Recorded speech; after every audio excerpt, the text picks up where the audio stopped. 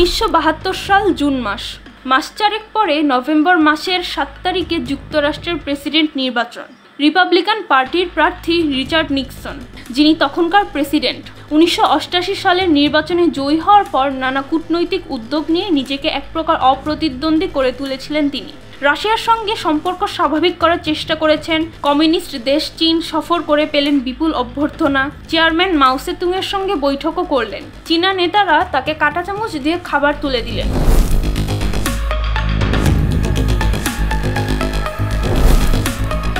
সব মিলিয়ে নিক্সন তখন তুমুল জনপ্রিয়। এ কারণে অবধারিতভাবেই রিপাবলিকান পার্টির মনোনয়নও পেয়েছেন। অন্যদিকে ডেমোক্রেটিক পার্টির প্রার্থী সাউথ ডাকোটার সিনেটর জর্জ ম্যাকগভার্ন। নির্বাচনের মাত্র বাকি 4 মাস, তাই সারা যুক্তরাষ্ট্রে বইছে নির্বাচনী হাওয়া। ওই বছরের 17 জুন ঘটে গেল একটি ঘটনা।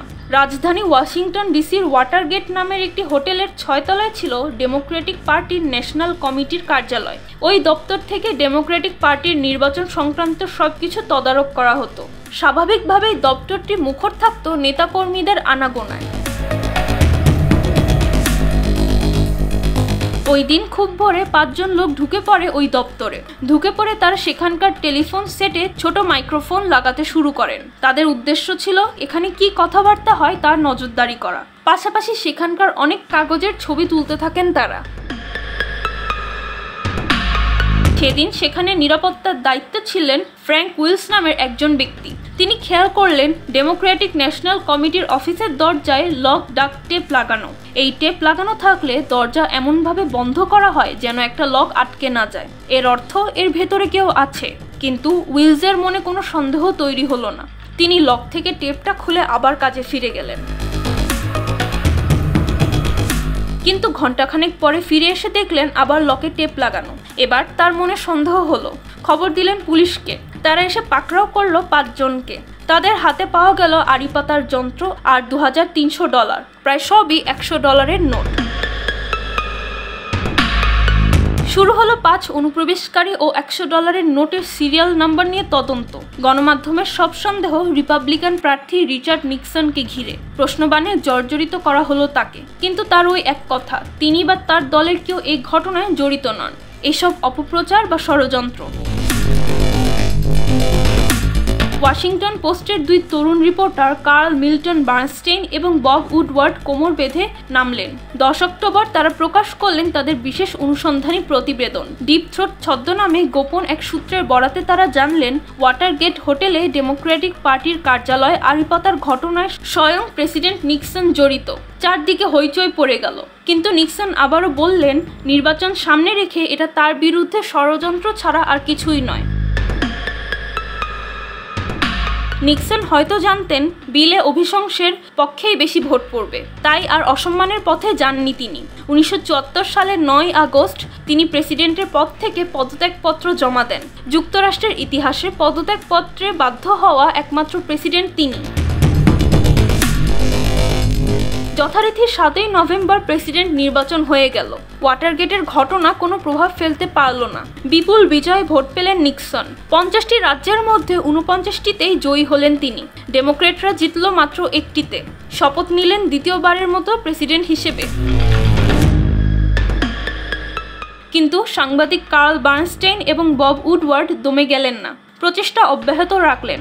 তাদের প্রতিবেদনে বেরিয়ে এলো অনুপ্রবেশকারীরা একবার নয়, মোট 4 বার ঢুকেছিল ডেমোক্রেটিক পার্টির ন্যাশনাল কমিটির কার্যালয়। অন্যদিকে 5 অনুপ্রবেশকারীর নামধাম সব গণমাধ্যমে প্রকাশিত হতে লাগলো।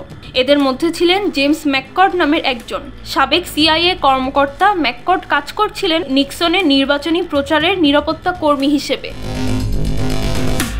কার্ল বার্নস্টেইন এবং বব উডওয়ার্ড তাদের অনুসন্ধানে বের করলেন অনুপ্রবেশকারীদের হাতে যে $100 নোট পাওয়া গিয়েছিল সেই নোটের সিরিয়াল নম্বরের সঙ্গে নিক্সনের নির্বাচনী ব্যয় নির্বাহের জন্য তোলা নোটের সঙ্গে মিল রয়েছে। সন্দেহ আরও জোরালো হলো নিক্সন প্রশাসনের দিকে। কিন্তু তাদের ওই এক কথা যে সব ছিল ষড়যন্ত্র। রিচার্ড নিক্সনের পদত্যাগের মধ্য দিয়ে বিজয়ী হয় অনুসন্ধানী সাংবাদিকতা। 1973 সালে পুলিৎজার পুরস্কারে ভূষিত হন কার্ল বার্নস্টেইন এবং বব উডওয়ার্ড। আর সেই ডিপ থ্রোটের পরিচয় বের হয় 2005 সালে। তিনি ছিলেন CIA এর সাবেক এজেন্ট মার্ক ফেল্ড।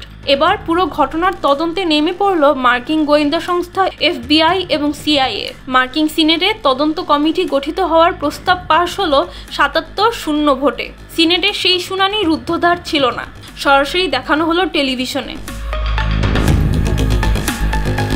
মার্কিন প্রেসিডেন্টের ওভাল অফিস সহ হোয়াইট হাউসের গুরুত্বপূর্ণ সব টেলিফোন আলাপ গোপনে রেকর্ড করে সুরক্ষিত রাখা হতো। এটা চালু হয়েছিল প্রেসিডেন্ট রজভেল্টের আমল থেকে, কিন্তু নিক্সন প্রেসিডেন্ট হওয়ার পর কেবল গুরুত্বপূর্ণ নয়, সব টেলিফোন আলাপ রেকর্ড করার ব্যবস্থা প্রবর্তন করেন। এটি ছিল তার নিজের পায়ে কুড়াল মারার মতো, অথবা নিজের ফাঁদে নিজেই পড়ার মতো। সিনেটে তদন্ত কমিটি গঠিত হওয়ার পর তখনকার অ্যাটর্নি জেনারেল এলিয়ট রিচার্ডসন এই মামলায় সরকারি কৌঁসুলি হিসেবে আর্চিবাল্ড কক্সকে নিয়োগ দেন। কক্স কাজে নেমে পড়লেন। প্রথমেই তিনি প্রেসিডেন্ট নিক্সনের কাছ থেকে 1972 সালের পূর্ববর্তী সব টেপ চাইলেন। নিক্সন দেখলেন এ তো ঘোর বিপদ। তিনি টেপ তো দিলেনই না, উল্টো এই কক্সকে বরখাস্ত করে দিলেন। প্রেসিডেন্টের এমন সিদ্ধান্তে বেজায় ক্ষিপ্ত হলেন অ্যাটর্নি জেনারেল। প্রতিবাদে তিনিও পদত্যাগ করলেন। যুক্তরাষ্ট্রের গণমাধ্যমে দিনের পর দিন ব্যানার হেডলাইন হতে লাগলো। দিন যত গড়ালো, সন্দেহের তীর ততই নিক্সনের দিকে গড়াতে লাগলো। অন্যদিকে তদন্তকারীরাও চাপ অব্যাহত রাখছিলেন। টেপ না দিয়ে আর কোনো উপায় নেই নিক্সনের। তিনি টেপ দিলেন ঠিকই, কিন্তু 1972 সালের 20 জুনের একটি কথোপকথনের 18 মিনিট গায়েব করে দেন নিক্সনের সেক্রেটারি রোজ মেরি ওডস। এ বিষয়ে তাকে জিজ্ঞাসা করা হলে তার জবাব, ওই অংশটি নষ্ট হয়ে গেছে। বাকি টেপগুলো তন্ন তন্ন করে খুঁজে তদন্তকারীরা নিশ্চিত হলেন ওয়াটারগেটের ঘটনার সঙ্গে নিক্সন জড়িত।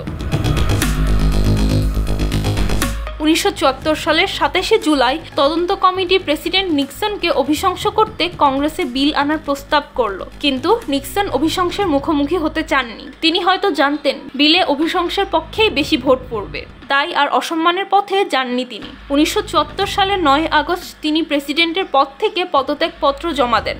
যুক্তরাষ্ট্রের ইতিহাসে পদত্যাগে বাধ্য হওয়া একমাত্র প্রেসিডেন্ট ছিলেন তিনি। Vice president Gerard Ford president হিসেবে দায়িত্ব পেয়ে নিক্সনকে ক্ষমা করে দিয়েছিলেন, কিন্তু নিক্সন প্রশাসনের 1 ডজনের বেশি কর্মকর্তা সাজা এড়াতে পারেননি।